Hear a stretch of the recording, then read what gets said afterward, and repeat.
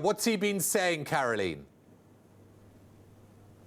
So Le Monde newspaper this afternoon was describing this Fillion press conference as a survival operation, but what we can say so far, it is more of a transparency operation. For the past 15 minutes, Francois Fillion has been disclosing every single asset and bank account he has. He's also been saying that the salary of his wife, who was working as his parliamentary assistant, was perfectly justified, and that the job of his two children was perfectly legal. He also said that he will give more disclosure of all his assets tonight online. So really a transparency operation. He said he understands the moral obligations of a presidential candidate like he is. He wants to stay in the race for now, and he also apologized to the French for the lack of transparency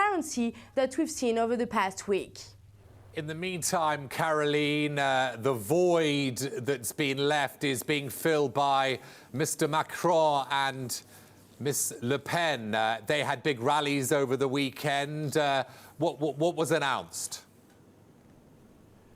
Yes, so both Emmanuel Macron and Marine Le Pen now leading the first round of these presidential elections on April 23. They both held separate competing meetings in Lyon, the second biggest city in France, over the weekend. We had more details from the far right-wing candidate Marine Le Pen, who unveiled a program with more than 100 proposals. Of course, the most worrying for investors is this promise she made to hold a referendum for France to leave the EU and the euro single currency. She also said she wanted to curb immigration by capping entries from 200,000 a year to 10,000 a year.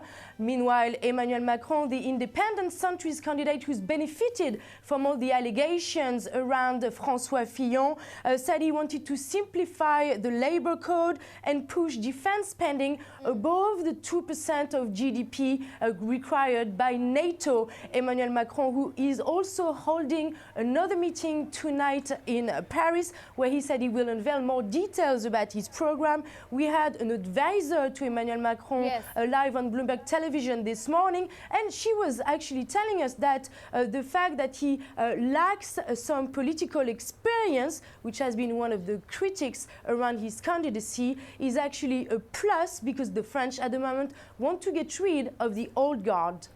Caroline, it seems like the French sometimes have different standards for their politicians, though. Why are they taking this so seriously?